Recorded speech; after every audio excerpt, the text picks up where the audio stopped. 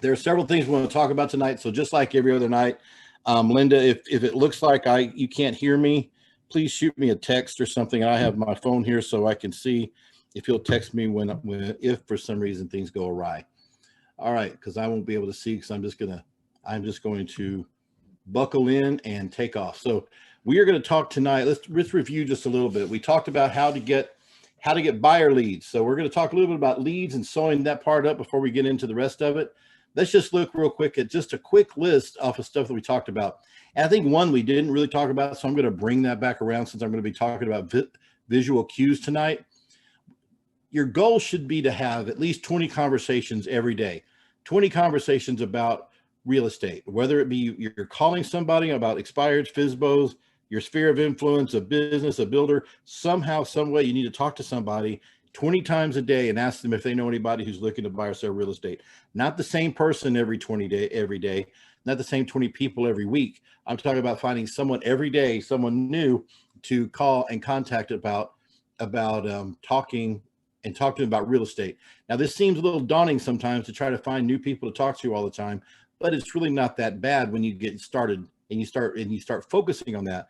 Like I told you guys before, we talked a little bit about coaching, about getting into coaching programs. I paid a lot of money to the Ferry organization to get to learn how to do things. First, I started with a Floyd Wickman program, and I went into the Mike Ferry organization and paid a lot of money for a coach that basically met with me once a week by phone and for about 15, 20 minutes and told me to, straighten up and fly right. And if I didn't, they were still going to take my money,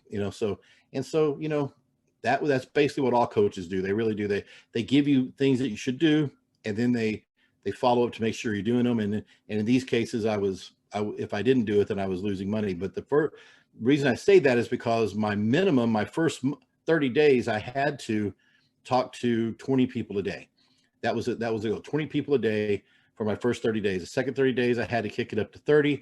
And then to round out the first 90 days, I had to be talking to 40 new people a day about real estate. And I will tell you what happens when you start doing that. When you get in the habit of having conversations with people every day, all of a sudden business starts happening. And you realize that, oh my gosh, I have more business than I know what to do with, because you're having those conversations and you're not going, I don't want to do that. That sucks. I just want to post ads on Facebook. Can I just do that?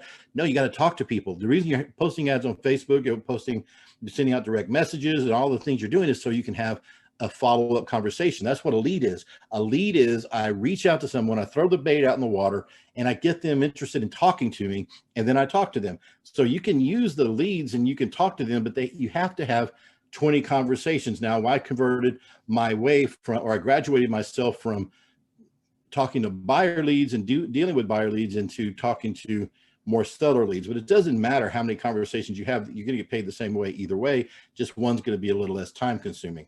So remember, 20 conversations a day is your way of life from now on. If I was your coach, I would crack a whip and go, you better go out there and do this, but I'm not going to do that because I'm not your coach, I'm your friend. So as a friend, I'm saying you should do this, right? And if you don't, then, I get paid same either way. So rubber band business builder. A rubber band business builder is something I used to use to help me with my conversations. I would take 20, 30, 40 cards a day, and I would wrap them in a rubber band, and I would carry them in my pocket. And then by the end of the day, I had to have a empty rubber band. In order to have an empty rubber band, I had to give away all my cards. And I'm not talking about dropping them 15 cards off at the Mexican restaurant down the street. I'm talking about handing out individual cards, right? Individual cards in the hands of somebody.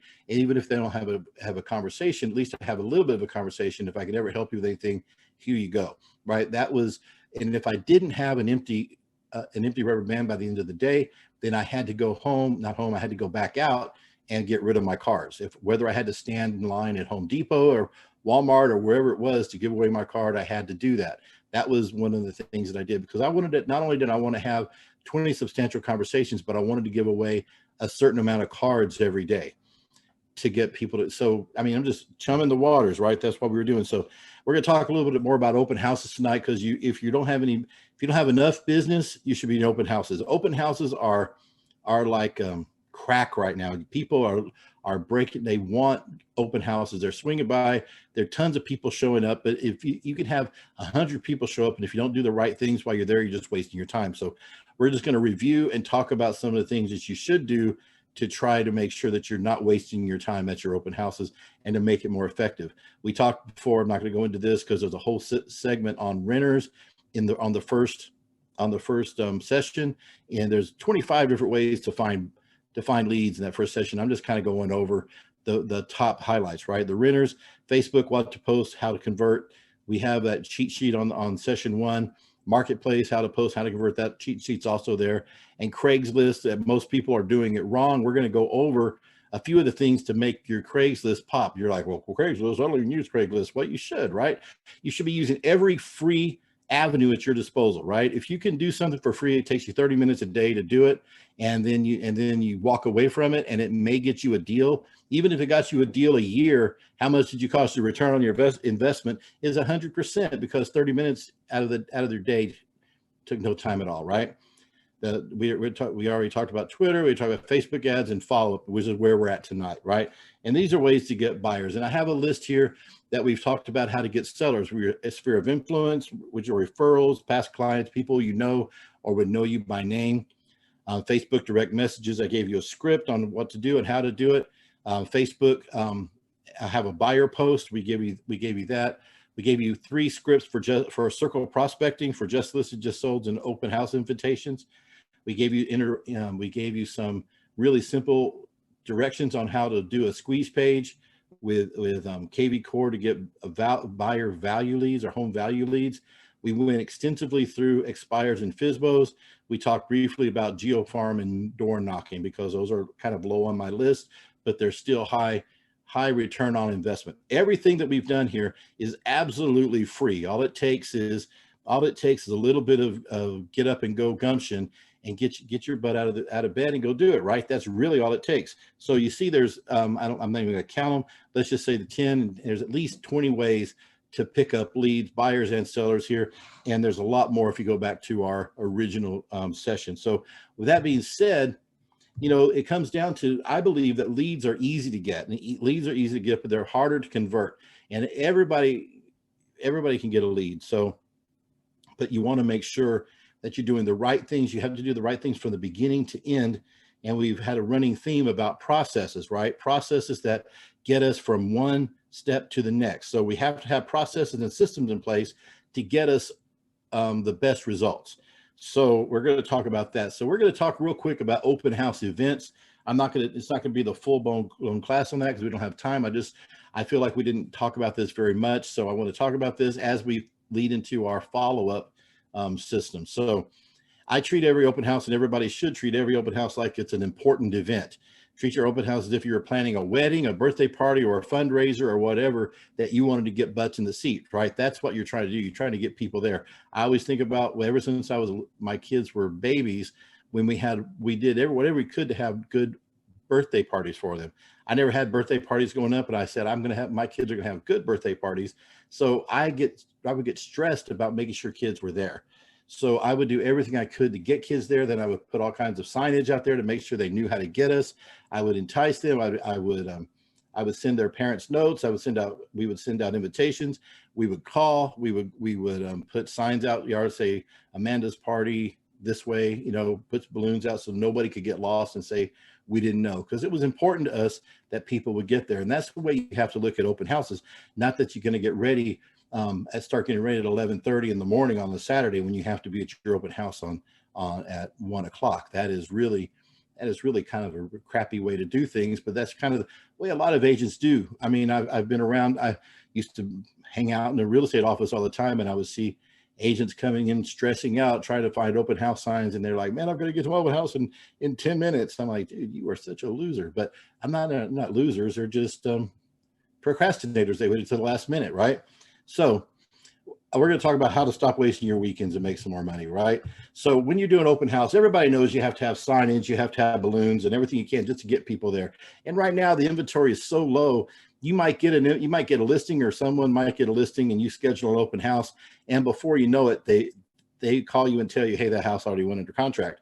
try to go ahead and do the open house anyway, because you never know, that deal might fall out, or at least you can try to get a backup or whatever for the seller. Talk to the seller about sticking with this first open house so you can at least get some leads off of it. And then you go ahead and throw everything, throw the party like you were going to begin with, right? Every directional signs, make sure you're using more than one directional sign, make sure you're on time and there. And when I say be present, be in it, right? You have to be there. You should be on the whole time, not scrolling through TikTok or talking to your girlfriend or boyfriend, or watching the game or playing whatever people play on their phones, right? You have to be present. Have a giveaway. If you don't want to give something away yourself, ask your lender if they're willing to give you something to give away. If you co-brand with them in any way, they'll probably give you a gift card. I like to get a $50 gift card, or they'll give me a basket or something that looks real pretty that I'm going to give away, because I'm going to use entry forms, because I don't want to get them to sign in on anything that they can give me the wrong information. If someone says, yes, give me that, and I'll go ahead and fill it out because I want to win something, they're going to give you the right information. And my conversion rates on open houses went way up, and yours will too, when you start getting the right information so you can actually follow up.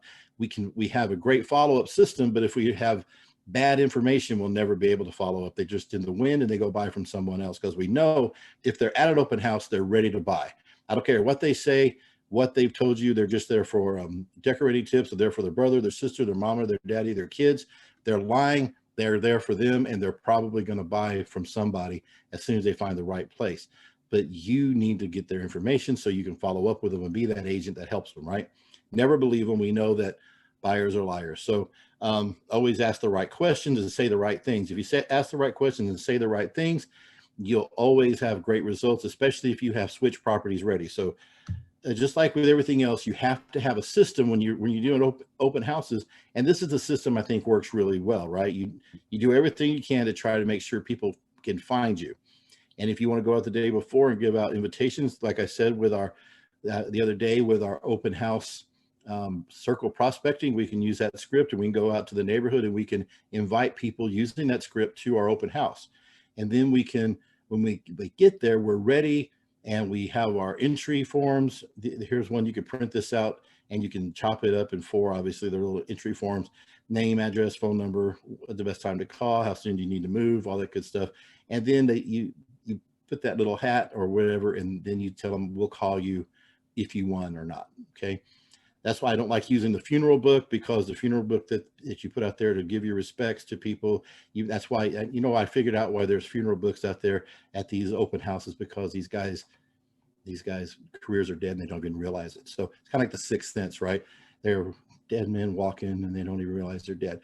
Visitors will provide the correct info when you have one of these. So reasons to follow up. These are the reasons. Hey, I'm sorry, but you didn't win. Or hey, if someone was really interested, go ahead and get another $50 gift card and give it away to more people. Who cares, right? It's lead is lead. Okay, so once you have switch properties ready.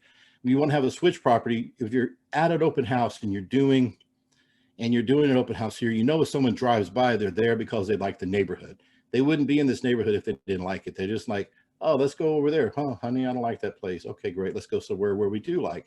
If they come up to the front door and they park, then they like the neighborhood. So before you go to your open house, go ahead and have a list of other homes nearby that you can actually tell them that you could take them to show, right? Because the idea is 94% of them are not going to like this house. It's a little bit higher, a little bit lower percentage now of people who will like the house compared to that won't, because the lower inventory, but it's still a high percentage of people come to your open house or they're not going to like this house. So you can use the right words to tell them, hey, we're going to go look at some other switch properties later, but I need to have them ready before I can use my script. So we need an entry form, we need a giveaway, and we need switch properties. Those are the 3 things you need to make a successful open house, right?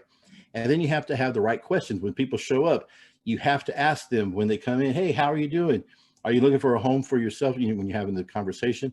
Now, when they walk in, I can't do a demonstrative demo right now, but let them come in, but don't take your eyes off of them. You have your attention there, and please don't be on the phone or eating a piece of cake or cookies or something when they come in. Please just be there ready for them to come in. Say, hey, how are you? Come on in. How are you? and then start making a little small talk. How you doing? You looking for a home for yourself? And see what they say. No matter what they say, it doesn't matter. Do you have a property that you need to sell before you can buy? Oh, no, we don't. Okay, fantastic. Well, can you tell me a little bit about the home you're looking for, or what you're looking for in a home? And they might tell you a little bit. They're going to be a little standoffish usually. Some people will talk a lot. Some people won't talk at all. I'm just trying to break the ice a little bit. I don't care if they talk to me or not, really. I'm just wanting to get some information. And then this is the main one. Would you mind giving me a little feedback on the home before you leave? Because you ask them if they're looking for a home for themselves. Do they have a property to buy or to sell before they can buy? And would you mind giving me a little feedback before you leave? And by the way, here's an entry form that you can fill out to win this wonderful prize, right? Those are the things you want to have a conversation with. And if you don't have those, you don't have this conversation planned out, they're going to come and go, and you're not going to have anything to stand on. And then don't follow them around, right? Be close enough to hear if they have questions, but don't loiter, right? And don't go hang out in the corner waiting for them to leave so you can wave to them, bye guys, see you later, I'll never see you again. But you want to be there when they start heading. You know which way they're going to come in, right? You know which way they came in. You know which way they're going to go out. So you need to stand between them and the door. You need to run interference, right? So they can't get around you. You're waiting for them to come out. And when they try to get around you, they can't. And you say, hey, do you mind giving me a little feedback that I can share with the seller? Because they said they would, right? So you might give me a little feedback. And they say, well, it's nice, blah, blah, blah. And I say, is this a home that you would buy? And they go, well, not really. Okay, well, you know what? I have whatever number it is, 3, 4, 5, 2, whatever. There's 3 more other houses. And I say how to spy here, but you could throw anything you want to. You have 3 other houses that are actually nicer than this one right around the corner. I could show those to you this afternoon, 3 or 4. I could actually leave here at 3 if that would work for you. Something like that, right? But these are the 4 key things you have to say. You've already set it up at the last question. Do you mind giving me some feedback on the house? Then you ask them, they don't like this house. Then you ask the magic question, is this a home you would buy? The answer is no. Great.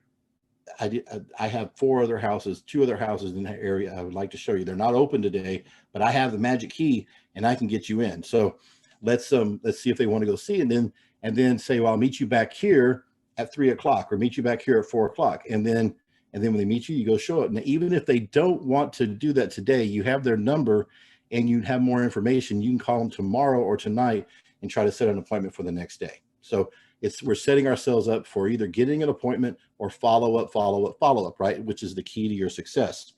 So that you can't have that unless you have a conversation with them, and eating cookies and drinking your own punch is not going to help that cause, right? And just having conversation with them. I went to an open house and a realtor talked to me like for 3 hours. And it seemed like 3 hours, probably more like 2 or 3 minutes because she was boring. But the thing is she talked to me and she never asked any of these questions. She never tried to set an appointment with me. She just talked and she went on and on about the house. I don't care about the house. Tell me a little about the house. Tell me what I think about the house. And then, hey, do you want to go see a house that you would really like? There's some other houses around here. I know you don't like this one because the statistics are in my favor. You're probably not like this house, right? Well, let's go look at one you might like. That's basically what we need to do. And then ask them for an appointment. If you don't ask me for an appointment at your open house, or set some type of follow-up with me, try to set up a follow-up question with me, then I know you've never been through training. So you guys can never say that now, because you have to have these conversations. If you don't have a conversation, then why are you there? I'll tell you why you're there. You're just waiting for a sick fish to come in that's not going to give you any fight. It's going to fall into your net, and you're going to be able to push them around, right? If I had time, we'd go into the different personalities of people. The bear, the tiger, and the sheep, right? I hate working with sheep, people that say yes about everything. So next time we do this, we'll do all that fun stuff. But that's what you're looking for. You're looking for people that just say yes to everything, or that are just ready to buy. They have money in their pocket. They're ready to buy right now because we put an offer in.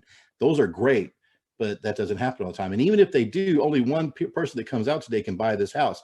I want to get a ton of leads from this open house because I'm missing a lot of time in my family out here doing this open house. I better come home with some leads that are not only going to get me one deal, but are going to get me 5 or 6 or more. Something to follow up with, something substantial that I could say this was worth my time today. So do this. Make sure you have make sure you have everything we talked about, the items, the entry form, the gift card or the basket, and make sure you have your scripts and your switch properties, and you'll do much better. Okay, so that's all I'm going to say about open houses today. I'm going to talk a little bit about Craigslist and about advertising in general. Craigslist advertising on Marketplace or anywhere else you might put ads. You know, in marketing, there's this thing called a hook, right? It's what gets people to look at your property, is what gets people to look at your ad. And you have to have a good hook when you're doing advertising. And let me tell you what a good hook is not. 3-2 with a garage, 3-2-2 in a beautiful neighborhood.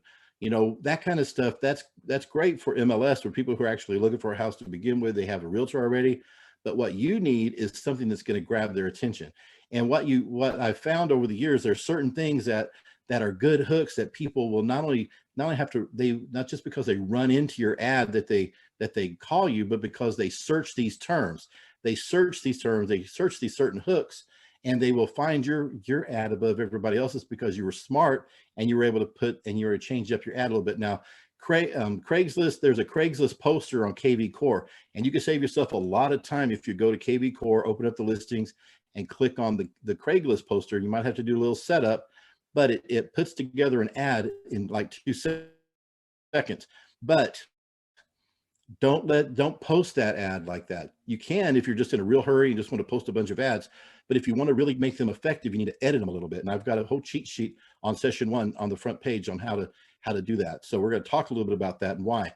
But one of the best hooks out there that people will actually go to any type of search engine when they're looking on homes, they'll put in the school district that they want. You know that there are hot school districts, and even if they're not that hot, there are some people who just want to live in that area and they want their kids to go to a certain school. So if you find if you find a house to do an ad on, look and see what their school district is, so you can put that in the hook, in the headline. You want to make sure you're putting the school district. That's one hook. So let's just take, for example, that I only have one house to advertise today. Okay, I want to do 5 ads, so I can do one house, and I can do an ad, and I can focus in on the school district. I can focus in on the city or the area that it's in.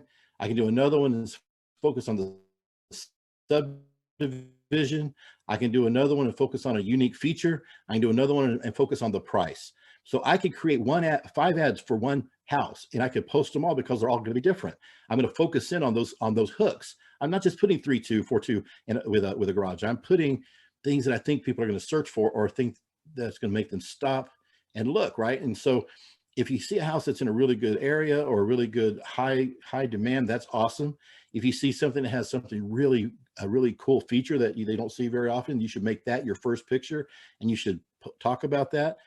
If you see any type of feature that you think that are in high demand, make that a hook, at least one ad with that as a hook.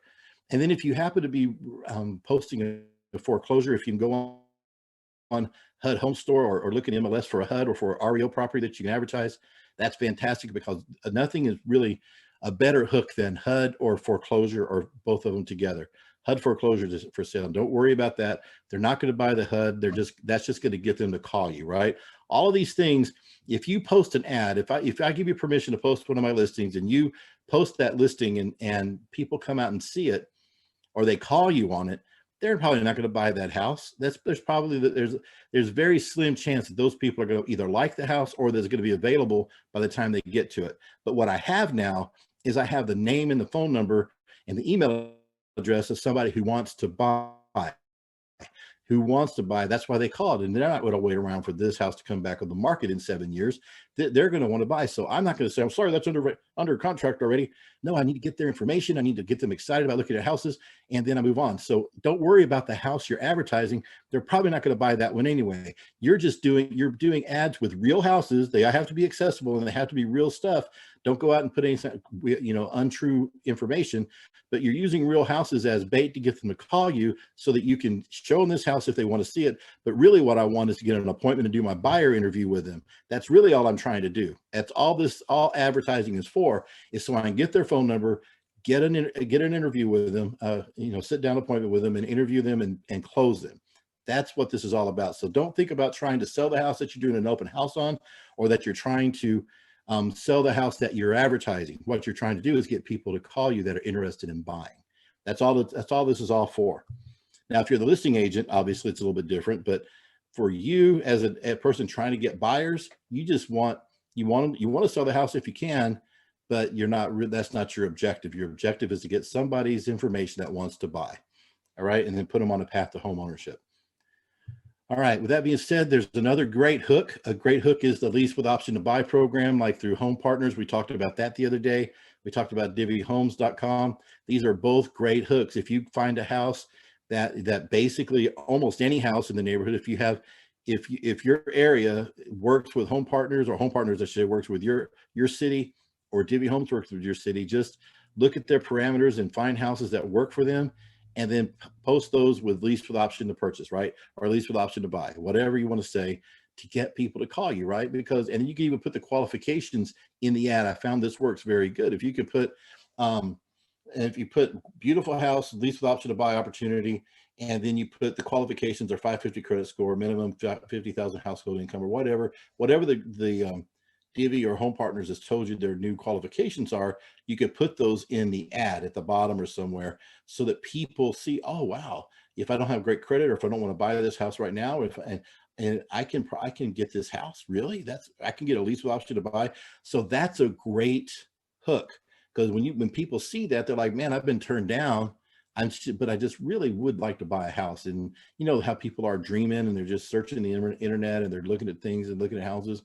If they come across this and they see that you have an ad that you could probably help them, they might just call you, and then they may wind up qualifying for this, and you could put them into a house or put them on a path to home ownership and get referrals from them. You'll get at least one good referral from every client you close, right? That should be the way it goes. You should get at least one good referral and one good closing for every client that you close. So it's worth doing, right? So this lease right to purchase, go to homepartners.com or divvyhomes.com and find out how it works, sign up as an agent, and then just go to town with it, right? Make it work for you, and post ads with that as a hook. So foreclosures, lease with option to buy, seller finance, great subdivision, great school districts. Those are all hooks to get people to call you. Don't put the address of the house in the ad. If you put the address of the house in the ad, you will lose, but you have to put the zip code so people can see where it's at. So you want to put, this is kind of what an ad should look like. You want to have, if you see at the top, I always put asterisks myself. I put asterisks, I bookend whatever my title is, I bookend it, because I want it to stand apart. If you go to look on Craigslist right now, nobody's doing bookends on their ads, right? On their hardly at all, especially in the real estate side. They're hardly ever putting bookends. This causes my headline to stand out, and then my headline that has a hook in it stands out even better, right? So I've given you these hooks, these just basic hooks, and I've given you a whole bunch of different titles that I've used over the years that you can use. You can look it up here. And you can be creative, right? You don't want to say, like I said, 3-2, blah, blah, blah. You want to go and create some headlines, and just start. You're going to spend, say you give yourself 30 minutes a day to do Craigslist ads with your with KV Core. You can knock 5-10 out easily, easy. You probably have 15 minutes. You'll still be done, right? But if you don't have to think about too much, because you've already thought about what you want to put in your ad, and how you want to get people's attention, and what you want to say, and what's going to cause you to be a searchable, because you don't want to just show up at the time that people are looking. You want them to do searches for you and find your ads, and that's the way to do it. Find good hooks and really good unique headlines, and bookend those suckers, and you'll get more people calling you on your ad. You always want to put your phone number in your Craigslist ad, and then you put them into the follow-up system we're going to talk about. So everybody said, with this kitchen, you can impress your friends, and beautiful kitchen, right? And that's what you want. You want to put a kitchen, or whatever the main thing that you're trying to. I didn't have an ad. I didn't have an area for this house, but I had a kitchen. And if people see this kitchen and that's what they like, then they will call me, right? So that's what we want. Mother-in-law suite. You know how hard it is to find the words mother-in-law suite on the MLS? It's like almost non-existent, but a lot of people want a mother-in-law suite, what they call it, right?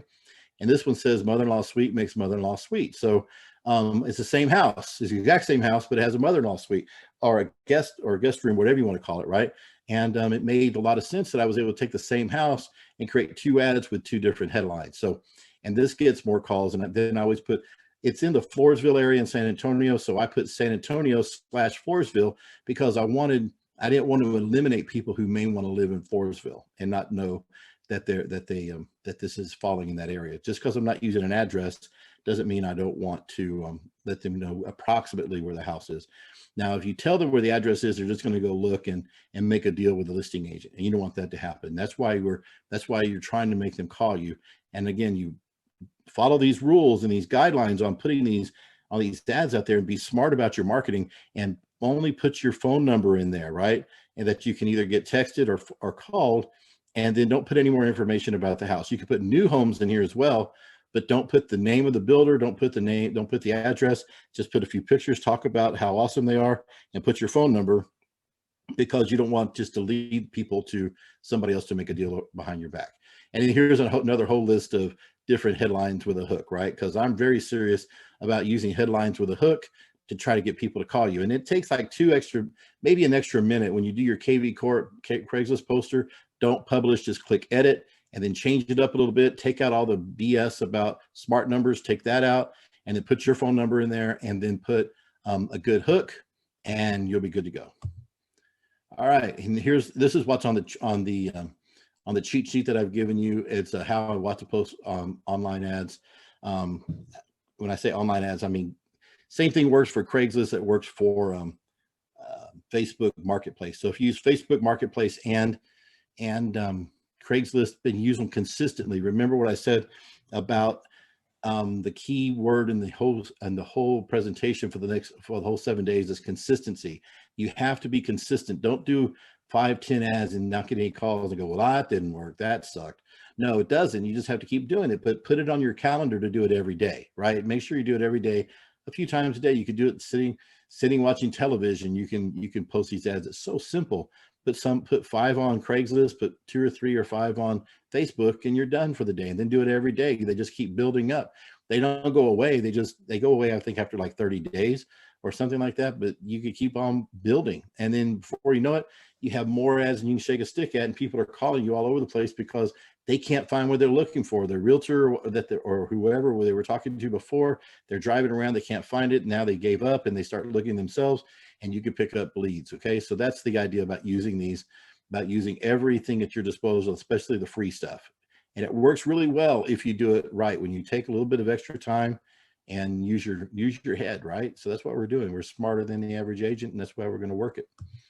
All right, and then I don't have to go into this. This is just things that you want to do when an ad inquiry texts you. If they only text you without calling, then you know what to say, and then some do's and don'ts and stuff like that. You can go back over. Same thing about Facebook Marketplace. There's very few differences. There's a little bit of difference between the two, but that's why I put them on 2 separate cheat sheets on session 1. So you can go back and review that, okay?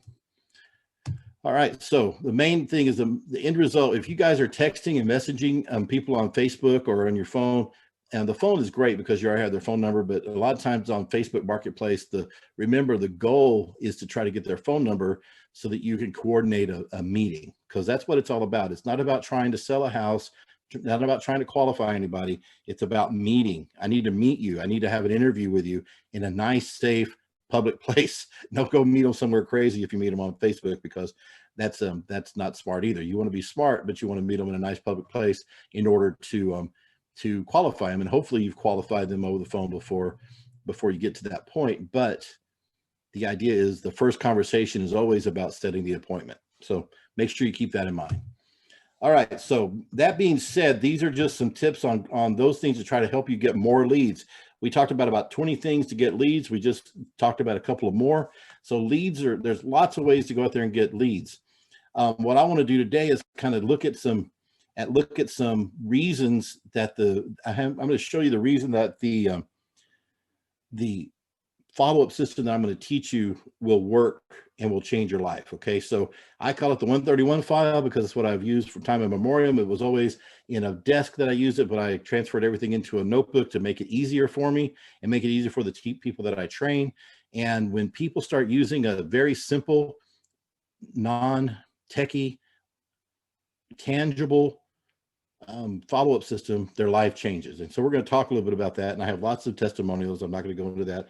If you don't have to use this, I am a really big proponent of technology. That's why I'm with EXP. I used to teach technology classes at Champion School of Real Estate, but I do know that this is a low-tech method that will change your life. So we're going to talk about that. I keep saying that word, change your life. That's very dramatic, right? Will you believe that this one little tool can change your life? Yes, I do believe it can change my life. All right, so let's talk about the reticulating activating system. This is the reticular activating system. That's a long word to be, and fancy stuff to be talking about today. So we're going to go really quickly and easy with it, right? Basically, the reticular activating system is a bundle of nerves in the base of your brain that's act as a filter, right? It keeps out all the stuff that you don't want to hear. If you were getting the 2 million bits of data in at any time, then you would just go crazy. So your mind has to block out everything except for the things you're focused on, right? So that is why the law of attraction, that is why all these things that we talk about work, because not just because of mysticism and not just because of belief in yourself, but because of science, right? Because you have this bundle of nerves that will block out all the things that you're not focused on and only show you things that reinforce the things that you think are important, right? So your brain can only process so much at a time. And so your RAS, or reticular activating system, filters and only lets the things through that things are important. So imagine yourself at Starbucks and there's all this noise going on before COVID, when you're sitting there or wherever you might be sitting, and you don't hear any of it until someone breaks the silence and they call your name, and that causes you to change your focus, because you're focused so much into what you're doing, you don't hear any of that other stuff. That's the reticular activating system, your RAS at work, right? So so how does it know what is important to you? How does it know what to actually filter out and keep in, right? Because it's what you focus on the most, right? The thing you focus on the most is what is going to show you the proof of. Your brain's going to let through those the proof to reinforce your focus. So, and what you think is important. So have you noticed when people say, I'm not very confident, they're not very confident. And the ones that say, I'm never on time, I'm always late, they're always late.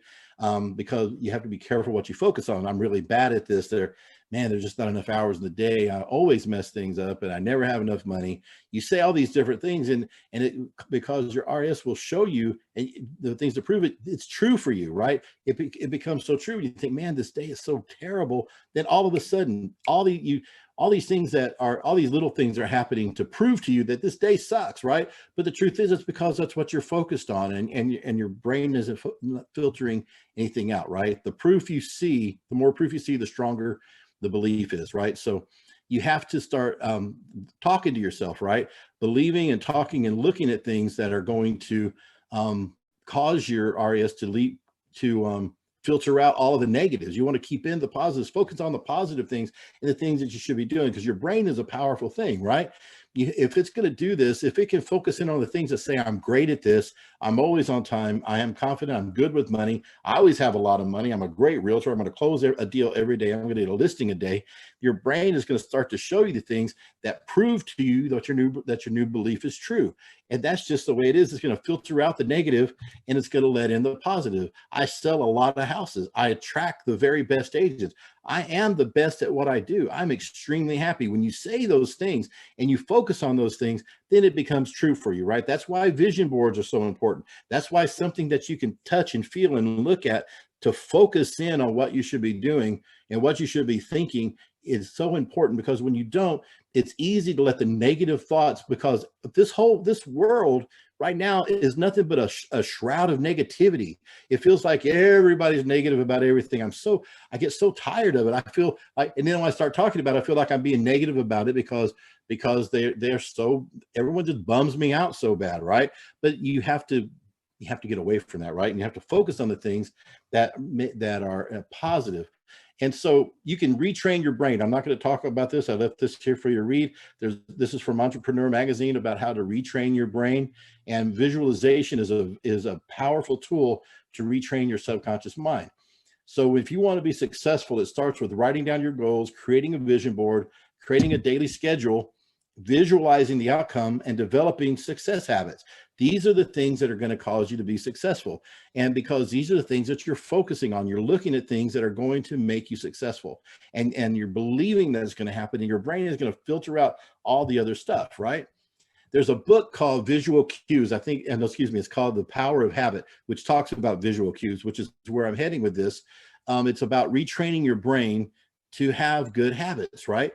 Not only do you want to reset your RAS every day, you want to build powerful habits, because the habits are what are going to keep us consistent, right? We want to be consistent in everything we do. This is a really good book. It's not very long, but I believe it's really powerful. That all habits are formed in generally the same way. You have a reminder, which is called a cue, a visual cue, and that are triggers that remind you to perform a desired behavior. Then you have a routine, that automatic behavior that you start doing when you give yourself this cue. And then you have a reward that it shows that gives you an incentive to do it again, right? Research by Millward Brown found that tangible materials produce deeper engagement. Things that you can look at and touch and feel, material produces a deeper engagement. And you want your brain to be focused on the most important things, and you want to be most important and most engaged with the most important thing that you can do every day. And we're going to be talking about follow-up. Follow-up is the most important thing that you can do for your business outside of talking to people every day. You have to talk to people every day, set appointments, and follow up, and then go on appointments, right? So talk to people, try to set appointments, follow up, and then set appointments. That's the loop that we're in, right? We have to have our brain engaged in doing those things every day.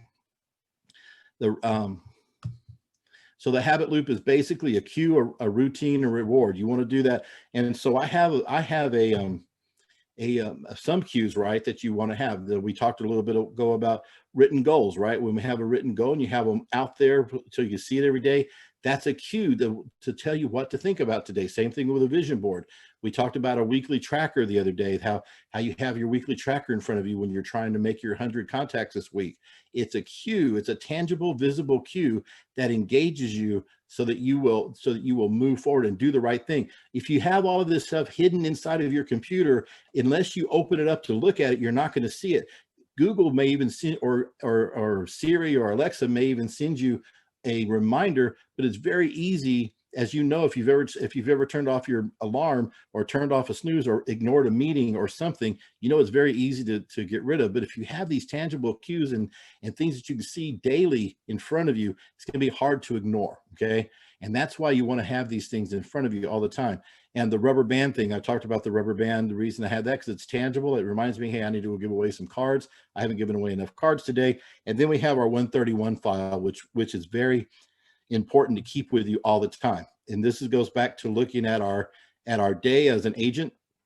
The only thing that we should ever be doing are these things. If we're doing more or less than these things, we're not doing our job, which means we're talking to people, setting appointments, writing contracts, closing deals, and following up. And then in between each one is follow-up. You'll see that there's more follow-up on here than anything else, because that is where you're going to make your money. If you're not following up, then you're not doing your job, and you're not going to make the money you want to make, or you're making money that you're okay with right now, but you could be making 10 times more if you were following up. So we're going to talk about where the fortune is in the follow-up. Lead generation, which we talked about ad nauseum right at this point, that if with this being said, if you don't follow up, it's like fishing with a torn net. You can put the fish in there, they're gonna swim right away. We have to follow up. Leads don't follow up themselves, right? You may have seen this. This is a very common graphic that's out there. 48% of salespeople never follow up with a prospect. They get a lead and they're like, oh, I didn't get an appointment, so too bad, so sad. I'm moving on to the next one. They get a lead, and then 25% of them may follow up, right? That's the statistic. 12% may follow up 3 times, 3 contacts and stop. 12% follow up and stop. And I know this to be true because I've seen it over and over and over. I've asked agent, how many times you call? Well, I don't remember, like once or twice. Oh, okay. Did you never try to call again?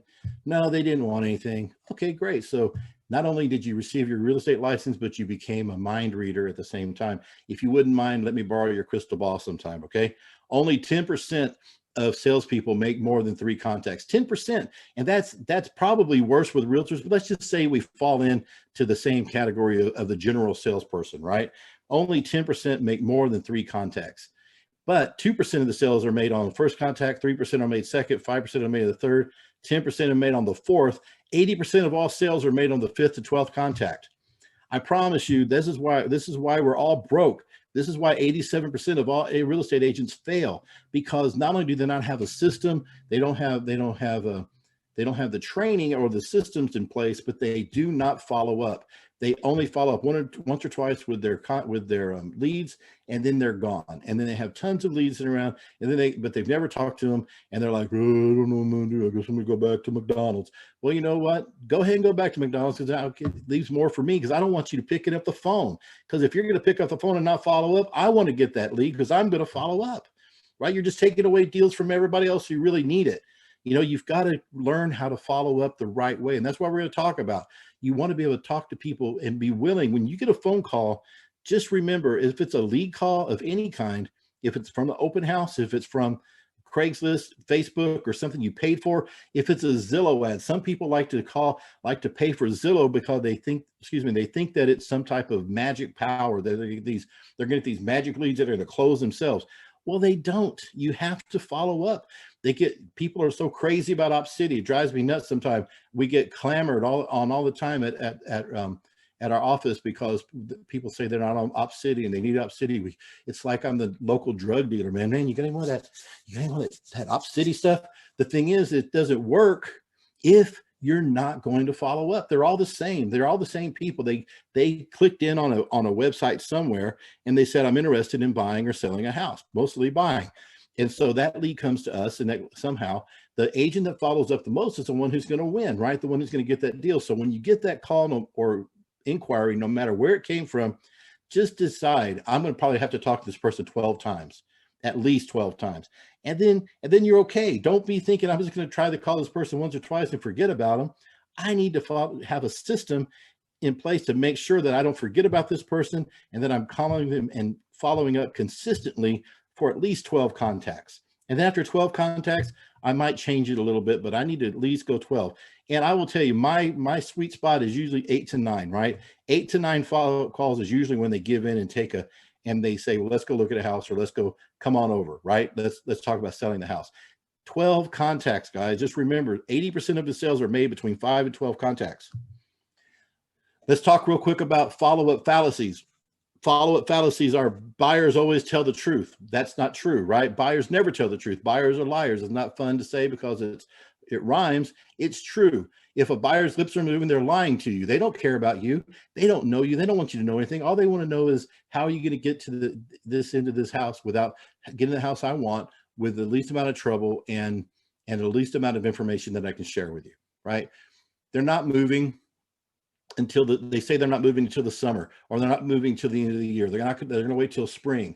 Anytime they tell you something like that, if they're already calling, they're full of crap. They're going to buy. They're going to buy next month probably. They just need an agent to follow up with them. And then you're going to try to call them back in the summertime and say, hey, are you ready to start looking? Oh, I'm sorry, Rick. I'm so sorry. We should have called you. We already bought a house. Oh, why? Because you didn't follow up with them. You took them at their word, and they're liars. Liars, right? Liars. They will call you. Oh, no. We like you so much, Rick. We know we're definitely going to use you. We're just not ready. You're going to call me when you're ready, right? I know you're going to use me. Oh, yeah. Yeah. I finally get a hold of them. I finally have to go through all kinds of calls to reach them, and because they've been avoiding me. And then they say, oh man, Rick, I'm so sorry. We just happened to drive by a KV home, and we saw this house, went in and wrote up the deal. And they said if I didn't have a realtor, then they would give me a better deal. So I'm sorry. Well, sorry doesn't pay my bills, lady. Come on. Your connection is strong. They're going to use you. No, that's not true.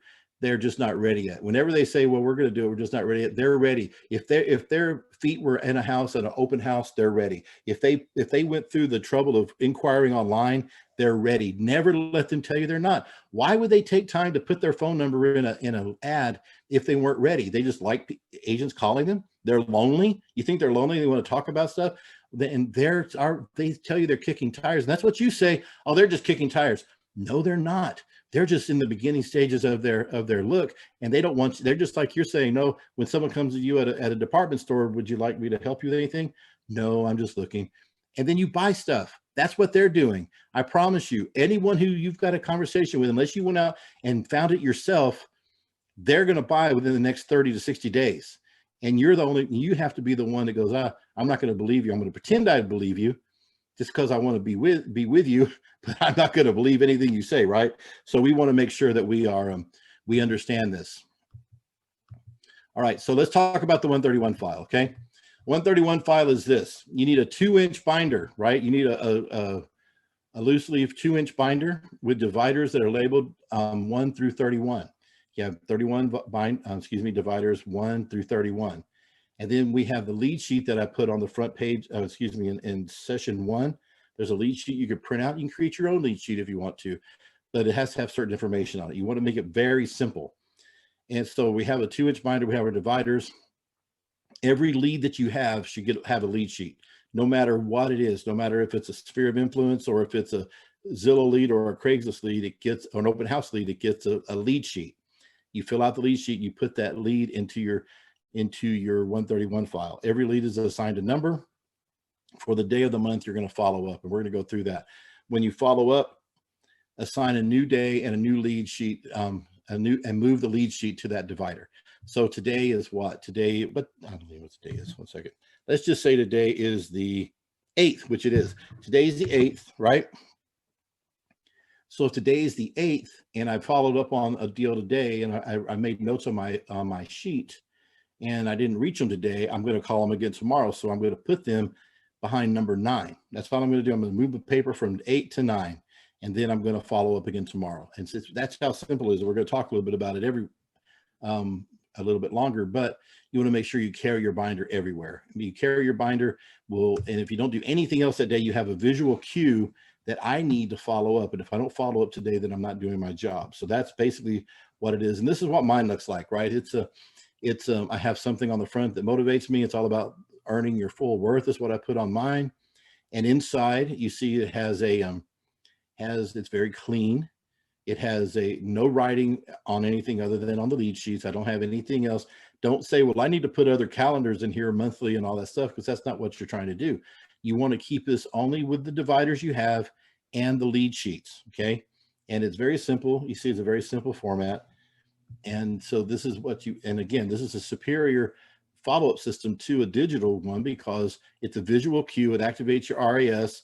It's simple to use. It's an effective organizer, and no lead falls through the cracks or is left behind. Okay.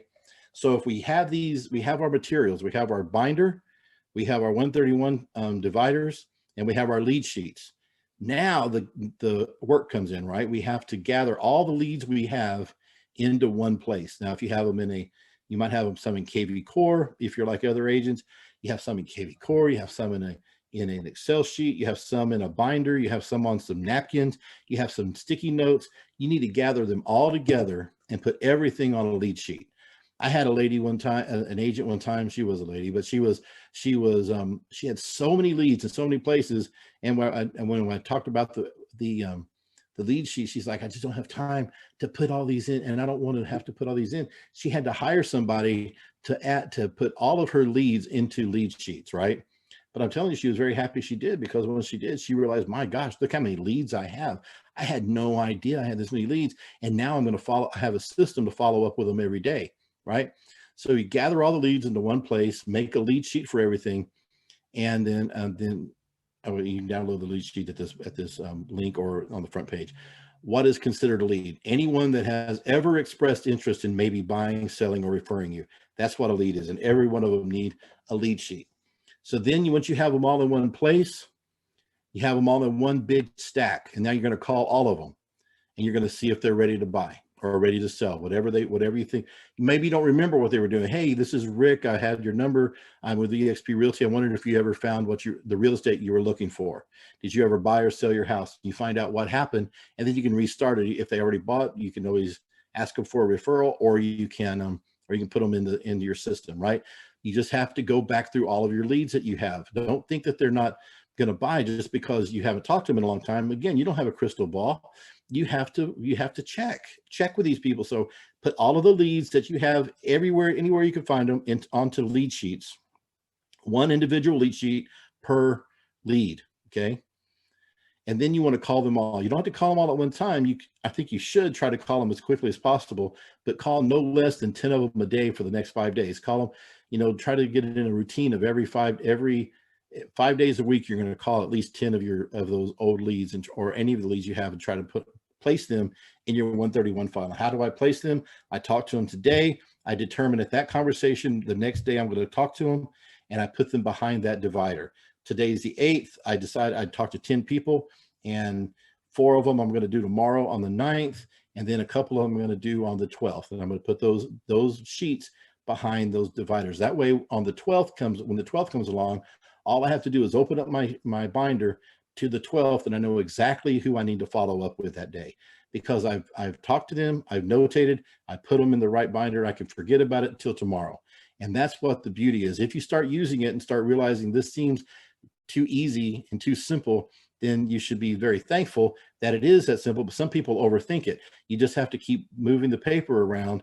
And then what'll happen is all the stress that you have about not knowing where your leads are, remembering if you called somebody you were supposed to call or whatever, all that goes away when you've done this. And I promise you, I've seen hundreds of agents do this, and they're all very happy they've done it. Okay. They're very happy they do this. And I'm not telling you to throw away your CRM, right? You want to keep your CRM. It's great to have them in 2 different places, right? So you can have them on the lead sheets, and you should have one CRM though, right? One CRM, and in this case, probably KV Core. If you're using something else, that's fine, but have them in your 131 file and in a CRM, so that you can have things automated, and you can have your phone calls and your emails that you need to do every day. It's important that you do this in person, guys. You can't just let KV Core do all the work for you, because it's not ever going to be the same. You're going to lose more than you win. You might win one every now and then. You're like, oh, wow, look at that. But the truth is, you would have won a lot more had you been more actively involved in your leads. And here's a basic follow-up script. Hi, how you doing? How are you and your family handling this COVID crisis? You could throw that in there if you want to. You don't have to. I've definitely had to adjust my business and put in several safety precautions to be able to safely show properties and list homes. I have definitely adapted to this current client. Are you still looking to buy or sell a home soon? This is what you're doing. This is basically what you're calling, are you still looking to buy or sell? That's all you really need to know. But you can make some type of small talk up front, and to say, I would love to show you how I've been able to help clients in a new and safer way. We can meet in person or online. Which do you prefer, right? That's all we're trying to do. Are you still looking to buy a home? When do we want to get together and talk about it? That's all we're trying to say. You can throw whatever else you wanted in there, but are you still looking to buy or sell? How soon is that going to be? Let's get together and talk about it. That's what a follow-up script is. When are you going to buy? Are you still looking to buy? How soon? Let's get together, right? That's really what we're trying to do. And then write our notes on our lead sheets, and we put them. Well, we're not ready yet. We're going to probably wait until after till spring. Okay, great. And then you don't put it in the spring. You put it like a week from now. You're going to talk to them a week from now. I never put anything further than a week. I like to put things every 6 days, so it's not quite a week, so I don't freak out. But it feels like a week, so that they don't feel like it's been like 1 day since I talked to them. Now, if it's a real hot lead and I know they want to buy and I know they're ready to look, I'll call them back every day if I have to. But most of the time it's every 6 days for me. But so the 8th, and I'll go ahead and put it in the 14th, and then I'll move it out another 6 days, and I'll just keep moving it 6 days until they're ready to buy, or until it gets more intense. If I talk to them 6 days from now and I feel like it's intensified some, then I'll move it up to every 3 days until we're getting an appointment. And we're going to talk about how to do that, so it doesn't seem like you're a crazy person, okay? But it's important that we have a system. So the 131 file is a saving grace for everybody. I'm telling you, even if you're a top-notch techie, right? Use this, and it'll make you first of all make you feel all warm and fuzzy, because you get to see all your leads every day that when you thought you didn't have any leads, you have a buttload of them, right?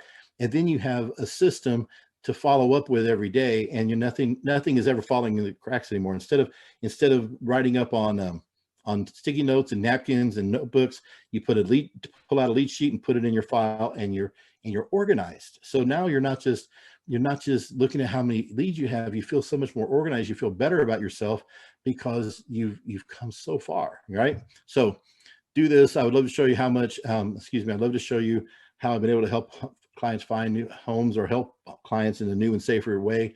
We'll meet tonight, or we can either meet in person or online. Which do you prefer? Here's a 3x3 plus 8x8 calling system. You call a lead, there's no answer. Call them back every day for 3 days in a row. We're going to talk about how to follow up with leads to make sure you're not letting it fall through the cracks. And then you call them, if you didn't get an answer, you call them every 3 days, you call them 3 days in a row, and then you call them back every week for 8 weeks. This is a very consistent way to make sure you talk to them as many times as you need to. But let's talk about what happens when you receive a lead. When you receive a lead, this is what you should do, because this is where you turn from average agent to obsessed, right? We're going to be obsessed with leads. You need to look at yourself and say, whatever I'm obsessed with converting leads more, right? There's nothing in this life I like more than converting leads.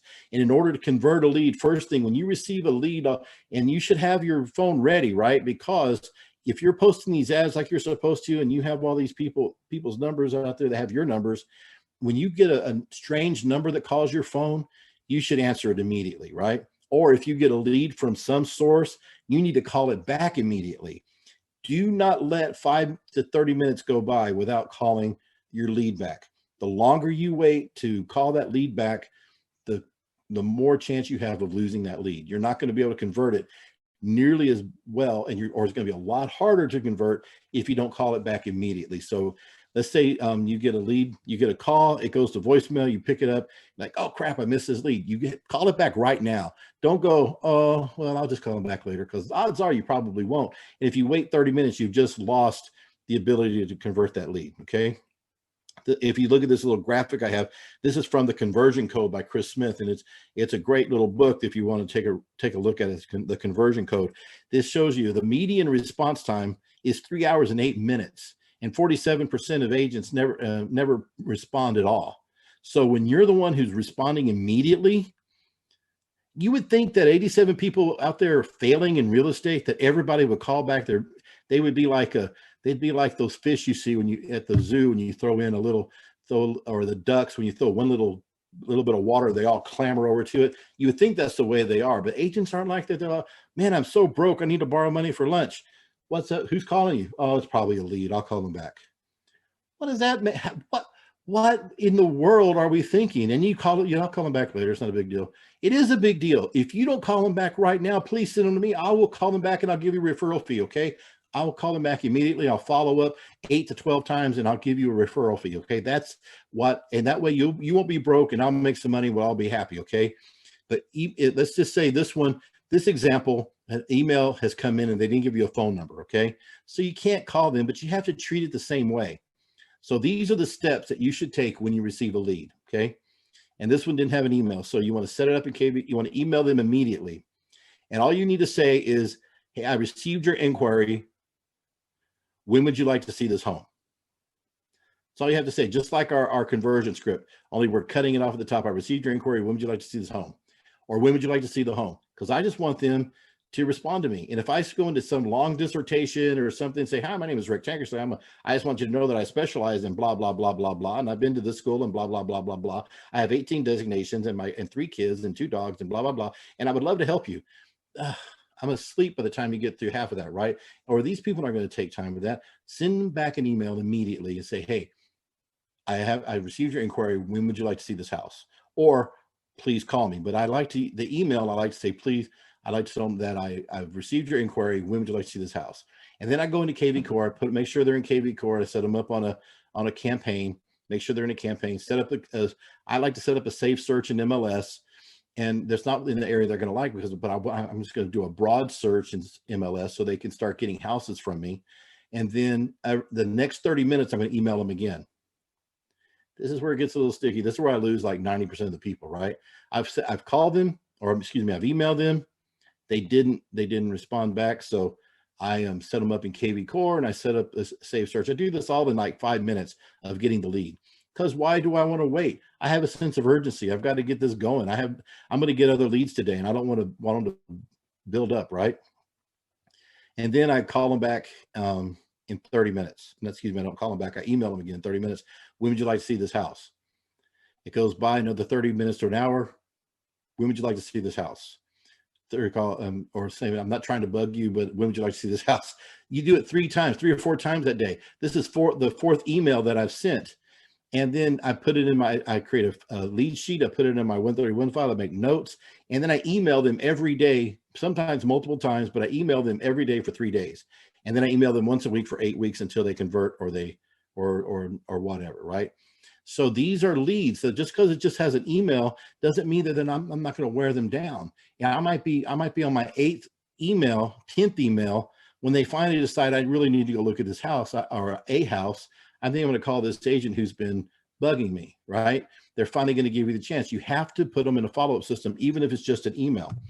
But what happens if they have an email and a phone number? If they have a phone number, that's the holy grail, man. That's what means that they are really serious. No matter what they say, I know they're lying. They want to buy right now, right? So when I get that phone call, I call them immediately. If I get a lead that says interested in 123 Happy Hollow, this is the phone number and this is the email, I ignore the email right away and I call them. So you let it ring, and you know how it sounds when it's about to go to voicemail. You're listening and it's about to go to voicemail. Hang up and then dial again, right? Just do a quick redial, because when you do that, it's going to keep on ringing. It's called a double dial, and it's very annoying sometimes, but it's also very effective. So you want to call and then call again so it keeps ringing, because you're going to get yourself a better chance of getting an answer. Because we just want an answer and we want to say, hey, and I want to use my conversion script because I have this awesome conversion script that I've memorized. I just need to use it more often. So now that I want to get them on the phone, use my conversion script, and then if they didn't answer, I'm going to say, please call. I'm just going to text them and say, please call. No dissertation, no introduction, no biography, please call. Or you could say, I have the inquiry, I have the information you asked for, please call. How about that? But mostly just please call. And then I email just like I talked about earlier. Set up a KV core, set up a saved search, and then I call them, text, and email every hour on the hour for 3 hours, sometimes 4 hours, right? Doesn't matter. I have nothing better to do than to be this person's bug. Now a lot of agents are like, I'm not going to do that. I'm just bugging them. Well, wait a minute. Who instigated this? I didn't go out and find these people. They pulled my string. They pressed my button. I have to go back and reach them now. I think that I'm not doing my job if I don't reach them, right? Give you a quick example. I was training an agent one time. We were sitting one-on-one doing some tech stuff. I don't remember exactly what we were doing. I remember I got this lead that had an email. And I sent, while I was training, I sent this person an email back saying what I said here. I said, when would you like to see this house? And I didn't get a response. And while we were training, I probably sent the email 3 or 4 times. And by the 4th time, the person emailed me back and said, I'm sorry, I was in a meeting, right? They didn't say, how dare you email me this many times. They said, I'm sorry, I was in a meeting. And then they said, I would like to see the house today if possible. And I said, okay, great. Send me your phone number so we can coordinate. So this person sent me the phone number. I talked to him, I met with him, got an interview like we always talked about. They had a house they needed to sell, and they wanted to buy a house in the historical district here. So they had just lived in this other house for like 2 years, fixed it up, and now they're going to sell it. They're going to do the same thing with this other house. That one house they were looking at was 650. The one that we were selling, the one they wanted to sell, and they did sell, was about 500,000. We got over $1 million worth of production because I emailed this person 4 times. I mean, I don't care. Why would I care? What's it going to hurt me? All they can do is email me back, say, would you stop it? And then they say, would you stop it? I say, well, finally you decide to respond to me, man. All I say is this point, oh, thank you for responding. I didn't realize I was bugging you. I was trying to get you to see if you want to go see this house. That's all I try to do. If you don't want me to do it anymore, I won't. But until they email me and tell me to leave me alone, then I'm going to keep emailing them. I'm going to keep calling, because that's my job. And that's where I'm relentless. And I'm going to, that first day is the most important day, immediate, and then follow up. Then I put them in my 131 file, and I call and text every day for 3 days. And then I call and text and email once a week for 8 weeks. And that's how you convert more leads, right? This is what you do. You have to call immediately or email immediately, and then do it 3 or 4 times the same day. And then once a week, every day for 3 days, and then once a week for 8 weeks. All right. So when the initial contact is made with the lead, this is what you do. You set the appointment, you put your 131, KV core, MLS, save search. You go and you find them on Facebook, you stalk them on Facebook and Instagram and you try to follow or friend them, and you know, it's all right if they, what are they going to do? They don't have to accept your request. You just request it. If no appointments acquired, I'm going to call them daily, email daily specials, ask for a meeting on every call every day for a week, and once a week for every 8 weeks. This is exactly what we just said, just a little bit more simplified. All right, so looks like it's out of place, but since it was follow-up, I decided just to throw it in here. This is a follow-up after the sale, because after I close on somebody, after we go to closing, I want to make sure that they love me for the rest of my life and the rest of their life, and that we always get referrals. So this is what I do, and I'm not going to go into it. There's a list of things here that's very effective. Now, this is where we get to, what do we say? Why do we say, I've got to call these people all these different times, but what do I do and how do I do it? So remember, awkwardness is not a sales technique. You talked to them last week and now you call them again. Hey, how's it going? About the same as it was last week. Oh, okay, great, good. So things haven't changed. Are you still looking to buy? It gets really awkward, right? So we always have to have a reason to call. Always have a reason to make the next follow-up call. If you don't do that, then if you don't think about it and game plan a little bit, you're always going to sound awkward, right? You're always going to sound like, hey, you're never going to win. So number one, you always have a really good reason to call. You always call with excitement and purpose, and you always ask for a meeting. We're always asking for an appointment, right? So those are the three things that are going to make you a master of follow-up. Number one, you're following up enough times to make it work, to make the statistics work in your favor. But then you have something really good to say every time you call, and you not just call to say, hey, just checking in. Never say, I'm just checking in. That is a weak salesperson's line. Hey, I'm just checking in. So how's it going? You thinking about buying? No. I have a really good reason to call. All right. So have a reason to call, to make the next follow-up call with excitement and purpose. Always ask for a meeting. Something like this. Hey, Joe, I have some really cool news I wanted to share with you. I know you said you wanted to wait until October. Of course, I know it's only January, right? It's February. I know you said you wanted to wait till October to buy, but when my lender called me today to tell me about this no money down program, I had to call and tell you about it because I wouldn't want you to miss out. Something like that. It doesn't have to be a no money down program. It could be anything. I have a lender who's given away a year's full of tacos or whatever. It doesn't matter. It could be anything. You have to just come up with something that is going to be exciting for them. It's got to be true, but it also has to be exciting. And it could be anything. There's all kinds of things. You know, I can give away part of my commission, right? You can give away part of your commission. I can call and say, hey, Joe, this is Rick. I just want to call. I know you weren't going to wait until October, but I just couldn't believe that my broker just authorized us to give back $1,000 to every person who goes under contract in February. Now the rates are so super low right now. And I thought, man, with $1,000 coming back to your pocket, I thought Joe would like to hear about this. So that's why I was calling you. Are you still looking to buy, right? Do you think there's any way you would move that up a little bit if it made sense for you? You know, stuff like that. Those are conversations you want to have. So you want to have enthusiastic lead-ins. We talked the other day about the difference between Tigger and Eeyore, right? You want to be a Tigger all the time on the phone, not annoyingly excitable, but enthusiastic, enthusiastic. Hey, Joe, this is Rick. Just want to call. You're not wanting to buy anything, are you? Okay. Well, have a nice life. Okay, that is not a good way to answer the phone or to talk to somebody on the phone when you call. You're excited. You have a reason to call. So these are some of the things that you can say. These aren't the hooks that you're using. These aren't the reasons, not the hooks, but the carrots. We're going to talk about the carrots that you're going to use to try to reel them in, right? We're going to try to reel them in by using carrots. But you got to say, open up your conversation with these lead-ins. Like, I'm so excited. Hey, Joe, this is Rick. I have some great news. Something I thought you'd want to know. I just found out about this crazy new program. A builder just called to tell me about this awesome incentive. I just showed it home today, and I was standing there, and I thought this home would be perfect for you. I had to call and tell you about this holiday special. You know, Valentine's Day is coming up, and I don't know if you knew this, but I fell in love with you when we met, and I've got this really cool. I really think that you guys would love this holiday special. You won't believe this. This is amazing. I'm calling to tell you about our special program, incentive program. You know, call it with some excitement. And these are some of the carrots that lead to a meeting. I know they said they're going to wait. So this is the thing, right? And every day, every few days or so, you're going to come up with a different incentive, right? A different carrot. something that's going to get them to listen to you. Because out of all the carrots you throw at them, you might not hit their hot button, but I promise you, if you do 5, 6, 7 different carrots, you're going to hit their sweet spots there, and they go, oh, really? I didn't know you would do that. Yeah. Oh my gosh. Yeah. But it's a limited time offer where you have to write a contract today. So that's the idea of making those phone calls. If you look here, there's so many. I just did these off the top of my head, things that I could offer carrots to lead into with buyers, right? So there's so many here. It's way over 12, right? So I have a discount. That means I can discount my commission, or I can give you a rebate. I have a program, lenders that give you down payment assistance.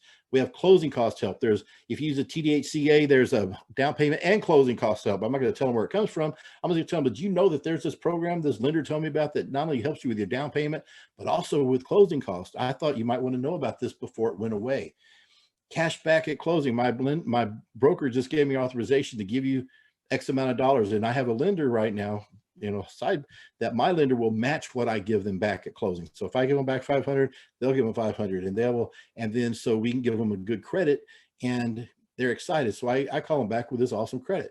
When I know what the interest rates are, and they don't know what the interest rates are, but you do, and you can call them in the morning and say, hey, Joe, this is Rick. I am beside myself because I just knew that the rates were going to be going up after the beginning of the year. And I thought, well, January is here. There's no way these rates are going to stay down so low. And I got to tell you, I was shocked when I saw the rates were at 2.8%. This is the lowest they're ever going to be, man. I promise you, they're going to start going up pretty soon. And I would really like to see you get into this house, a house, before your rates started going up. Low interest rates, low lender fees, $500 towards moving fees, free home warranty, free professional photos, authorized one-time discount.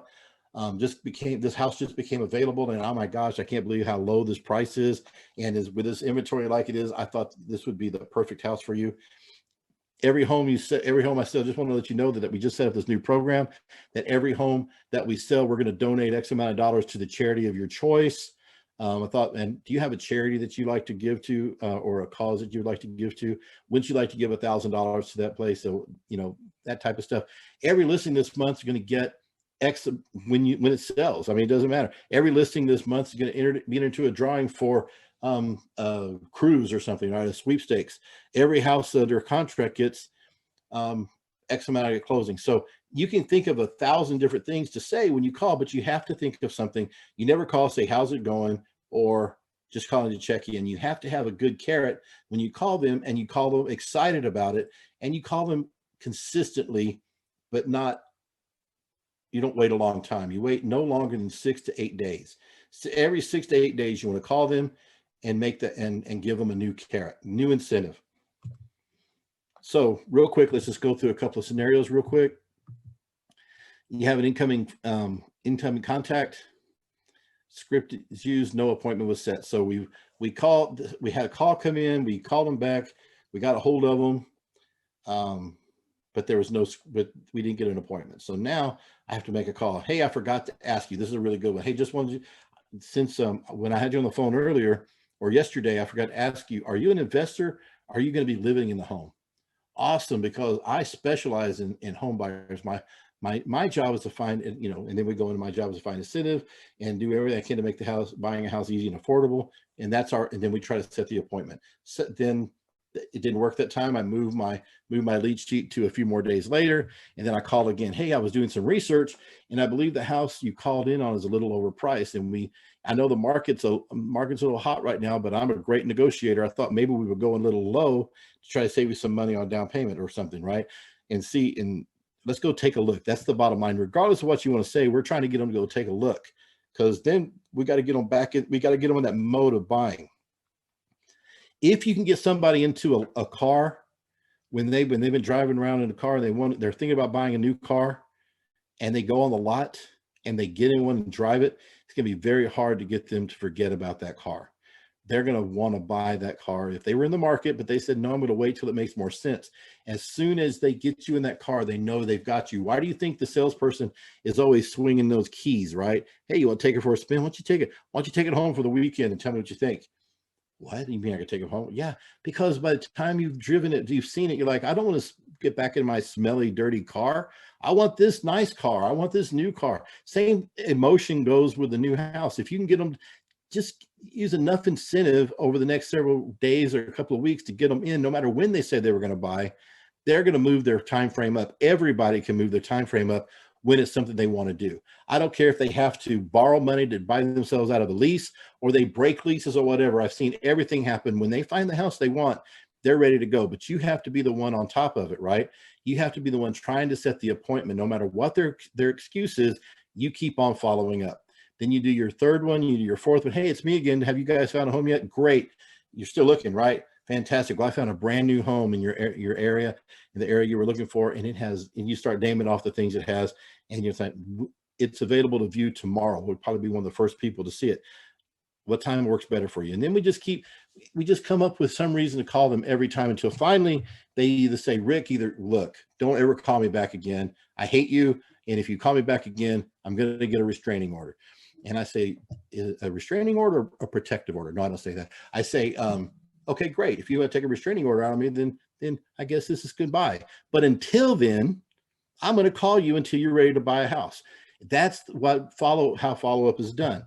You have to follow up. And so we have our ways of setting that up by making sure we're doing the right systems up front, and then we use a conversion script. We use the right words at the open houses.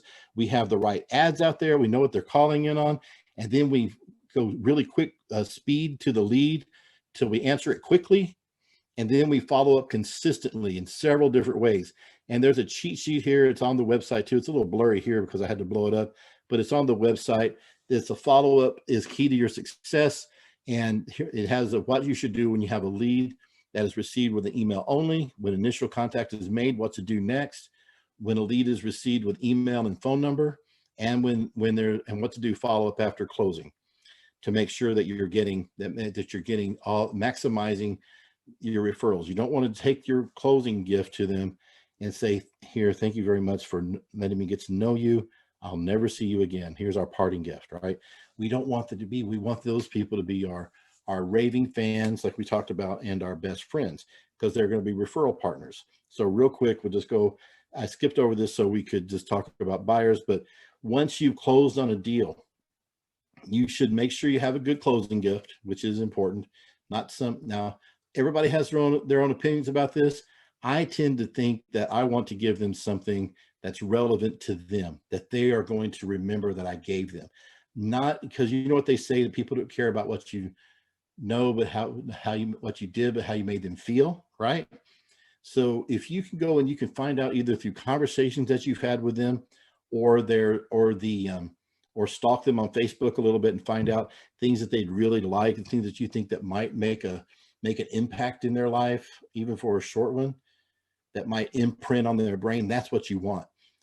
People have given me different lenders and different things, giving me different gifts and stuff over time. I'm like, you guys don't know me at all. Someone gave me something from Tiffany's one time.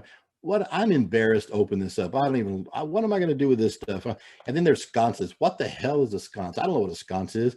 And then people give those knives, different knives with their names engraved in them. Well, first of all, someone gave me it was like a cake knife, I guess. So first of all, we don't have cake, right?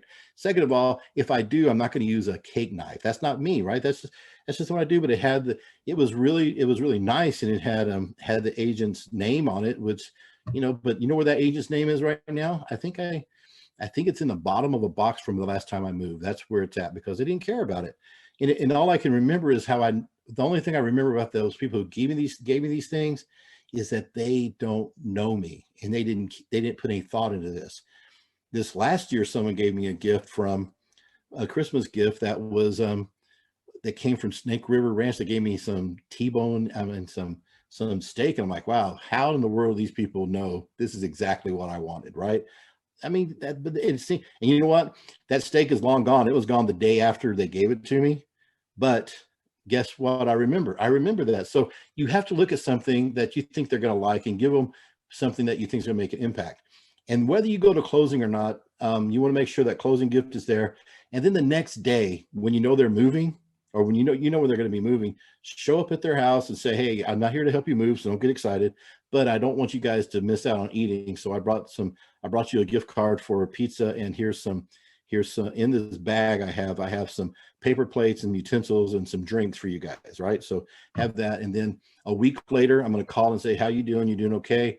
Everything all right with the house? All right, awesome. So do you need any, I have some handyman numbers. If you need them, let me know. If there's anything I do to help you, I'm here.